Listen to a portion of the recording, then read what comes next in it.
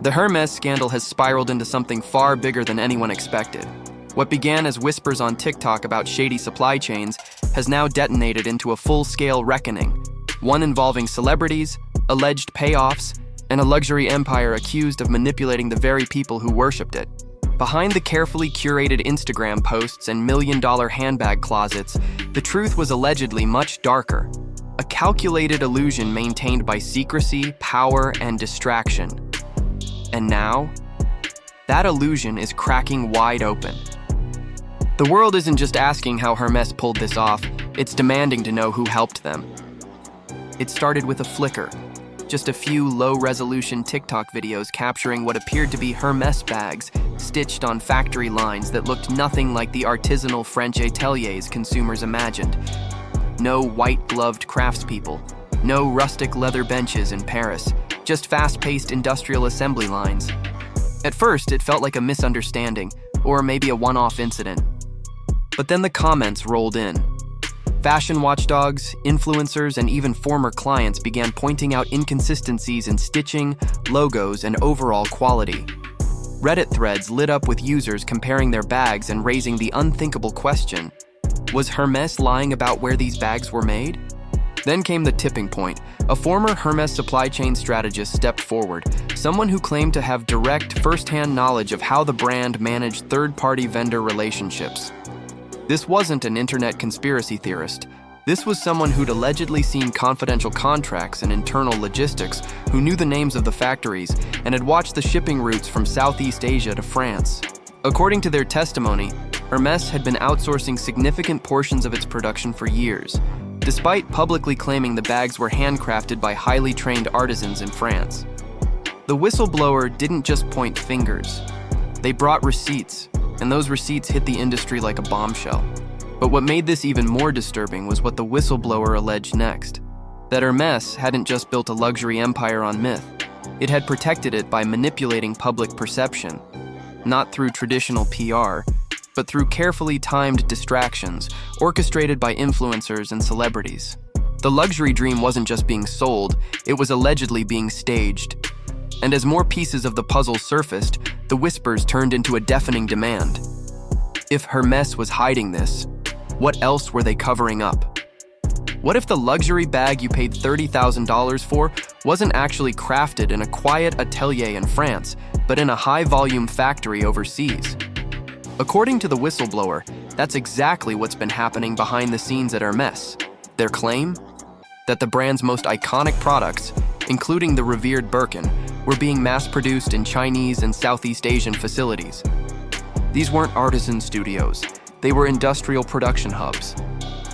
Once completed, the bags were allegedly shipped back to France for minor cosmetic adjustments, just enough to legally apply the prestigious Made in France label. The illusion was preserved, but the truth had already left the building. The system, the insider claims, was engineered for secrecy.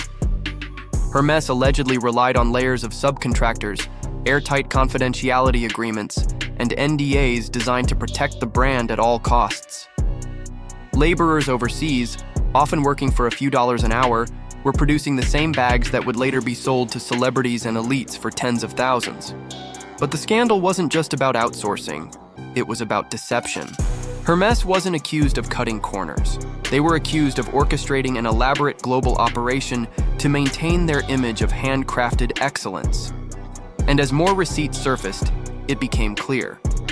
This wasn't just a supply chain, it was a strategy. The most explosive twist in this entire scandal, it wasn't about factories, it was about influence. The whistleblower didn't just call out Hermes, they named names. And at the top of that list was Kim Kardashian.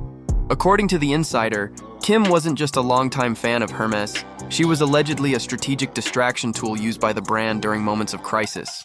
Every time a scandal threatened to break, whether it was leaked images of overseas factories or quiet murmurs of labor violations, Kim's social media would light up like clockwork.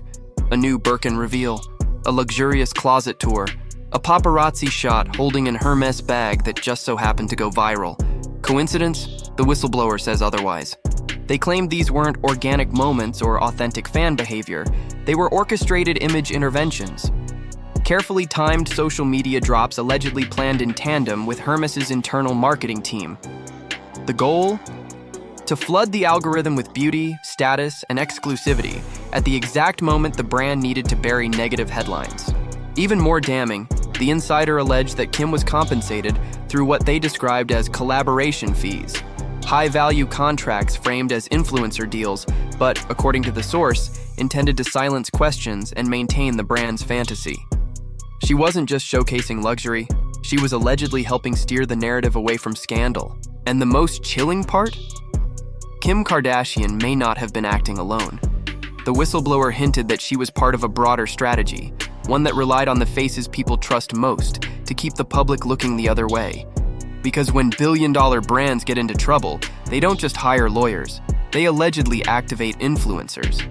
And in the Hermès playbook, distraction was currency, and fame was the weapon. Just when the public was beginning to process the allegations involving Kim Kardashian, 2 more names dropped, and they sent shockwaves through the fashion industry. Beyoncé and Rihanna, 2 of the most powerful women in pop culture, were suddenly pulled into the Hermès scandal. The whistleblower alleged that both stars, revered for their fashion sense and influence, were used as high-level tools in what they called Hermès's glamour distraction machine. Their public appearances, always effortless, always iconic, were allegedly not as spontaneous as they seemed. According to The Insider, red carpet moments, paparazzi shots, and even magazine covers featuring Birkin bags were strategically timed to coincide with internal crises at the brand. It wasn't just fashion, it was damage control. The timing, the whistleblower argued, was too perfect to be random. Beyoncé was photographed in London clutching a rare Birkin during the same week that French labor unions were protesting outsourcing practices.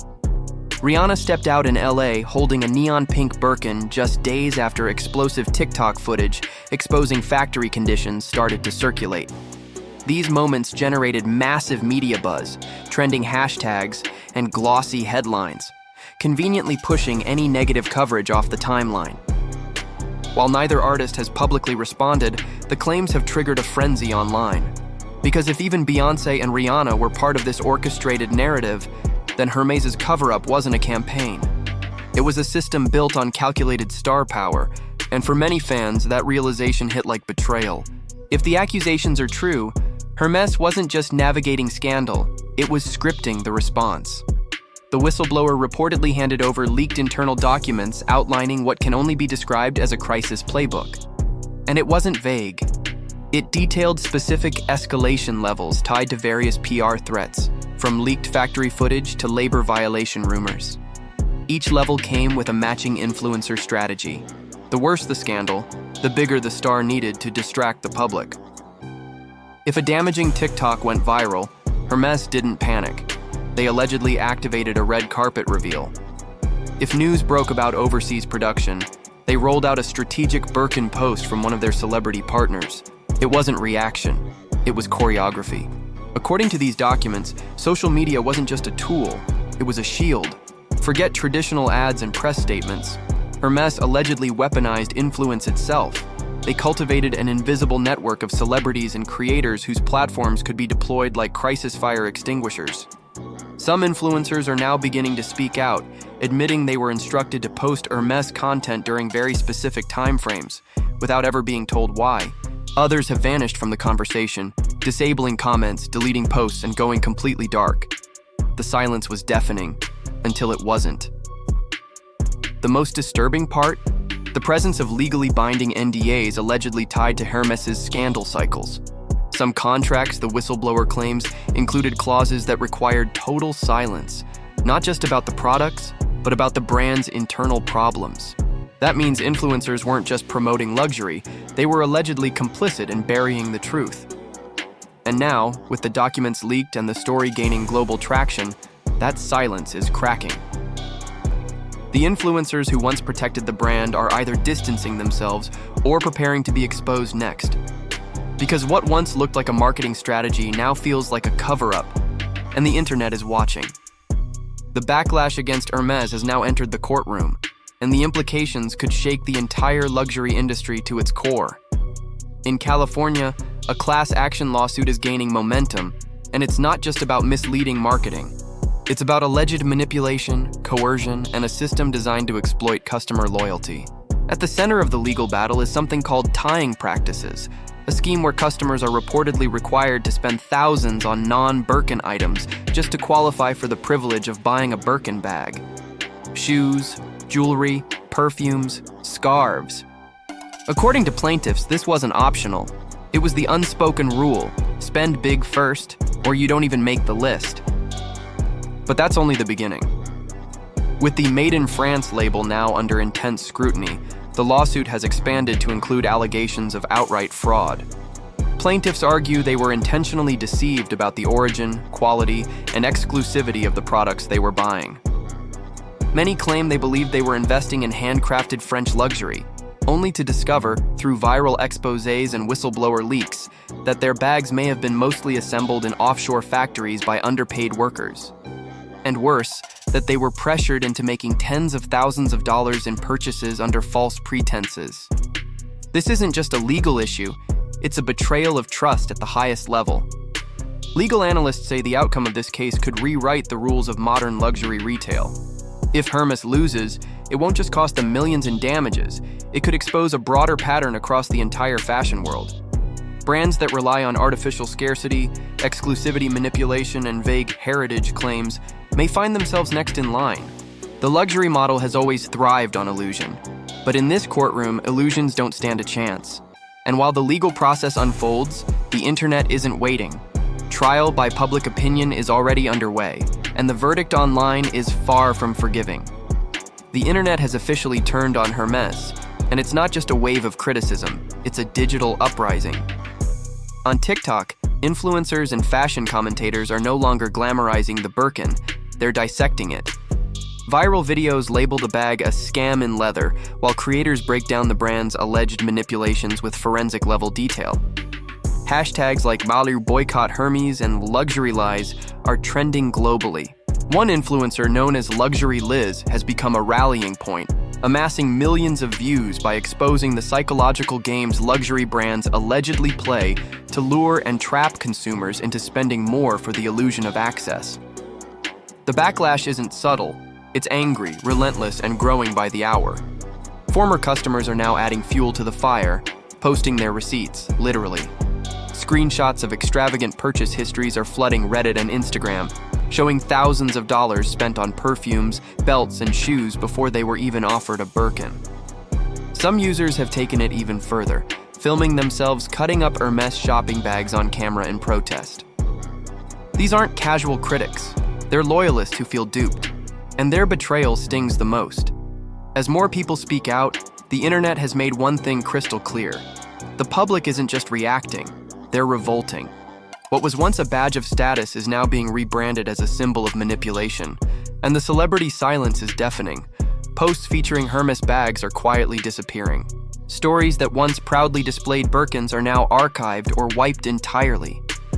Even influencers with long-standing ties to the brand are turning off their comments, refusing to engage, or distancing themselves altogether. It's damage control. But for a brand built on mystery and prestige, this silence doesn't protect the image. It destroys it. Because in today's social media era, vanishing content isn't discreet, it's suspicious. And for Hermes, whose power once thrived on perception, that silence has become its loudest liability. Behind closed doors, luxury fashion executives are scrambling. According to insiders, the fallout from the Hermes scandal has triggered emergency meetings at some of the industry's most powerful houses: Louis Vuitton, Chanel, Dior. These brands aren't just watching Hermes burn, they're checking their own foundations for cracks. Because if the brand once hailed as the gold standard of exclusivity is now being accused of deception, exploitation, and manipulation, it sets a terrifying precedent for everyone else. Suddenly, no logo is too iconic, no reputation too untouchable, and every Made in France label is being looked at with new suspicion. In response, some brands are reportedly conducting internal audits of their supply chains, influencer agreements, and crisis communication plans. They're trying to get ahead of the fire before it spreads to their doorstep. Meanwhile, the public isn't waiting. TikTok accounts dedicated to fashion watchdog reporting are exploding in popularity. Influencer transparency is no longer just a buzzword, it's a demand. Consumers are digging through campaign timelines, questioning celebrity partnerships, and comparing brand statements to public records. Reddit forums are packed with side-by-side breakdowns of luxury marketing versus production realities, and it's sparking one collective thought. What else are they hiding? For an industry built on illusion, this is an existential crisis. The curated mystique that once drove desire is now breeding distrust. Luxury is no longer immune to accountability. The days of vague marketing language and celebrity smokescreens are ending because today's consumers are digital detectives and the internet never forgets. The curtain has dropped and the audience isn't clapping. They're questioning, investigating, and demanding real answers.